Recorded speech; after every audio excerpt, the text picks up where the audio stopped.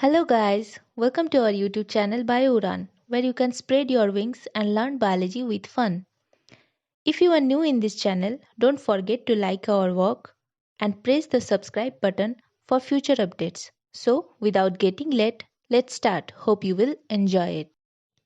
In today's video, we will learn the second part of the chapter, Unit of Life. If you haven't seen the first part, the link is in the description below. First, we will discuss today about the endoplasmic reticulum. The endoplasmic reticulum is a large network of membrane-bound tubes and sheets. It looks like long tubules around oblong bags. Endoplasmic reticulum are of two types. They are rough endoplasmic reticulum and smooth endoplasmic reticulum.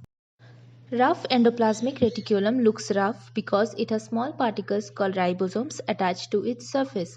These are the site of the protein manufacture. The protein are then sent to the different organelles. You can see clearly in the picture that the ribosomes are attached to the rough endoplasmic reticulum.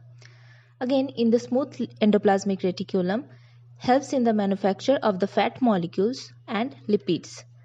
Endoplasmic reticulum structure consists of three parts: the cisternae, vesicles, and tubules.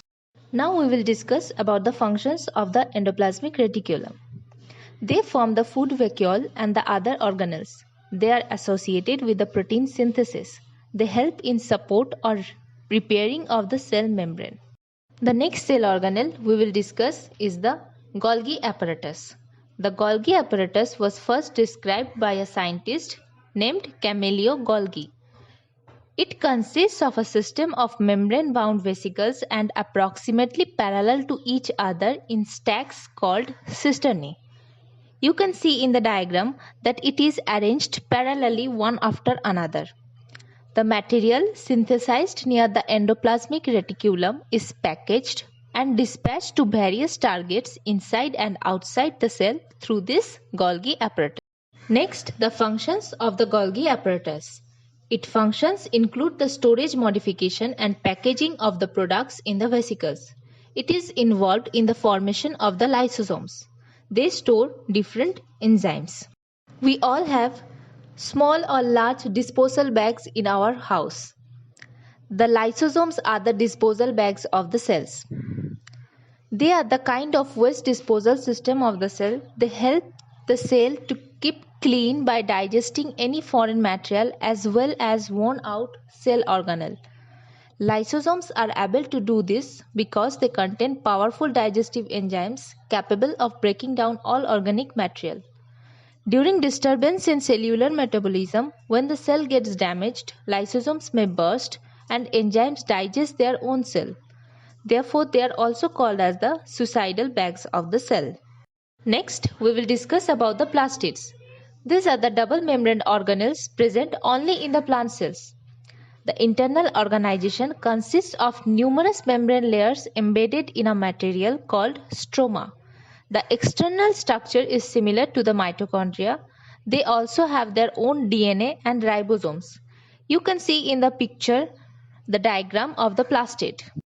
Plastids are of three types. Number 1, the chloroplast. It is important for the photosynthesis in plants because it contains chlorophyll. Number 2, the chromoplast. These are the colored plastids present in the flower.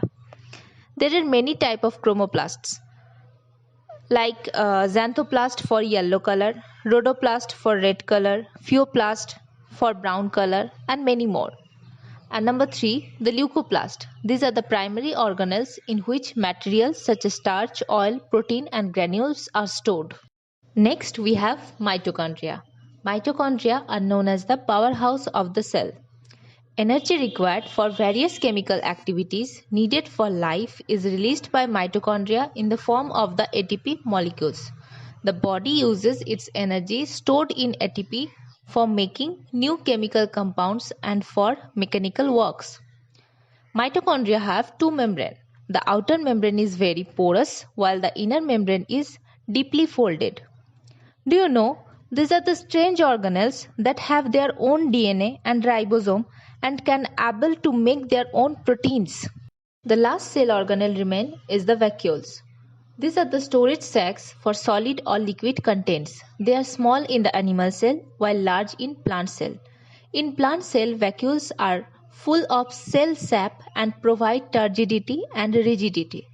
Amino acids, sugars, various organic acids and some proteins are stored in these vacuoles in plant cells. In single-celled organisms like amoeba, these vacuoles contain the food items. In some unicellular organisms, vacuoles play an important role in expelling excess water and some waste from the cells. The functions of the vacuoles are they determine the osmotic concentration of the cell and they act as a screen against intense sunlight and provide buoyancy to aquatic species of prokaryotes. Thanks for watching my video. Hope you guys like it. If there is any query, you can write it in the comment box. So, see you in the next video. Till then, goodbye.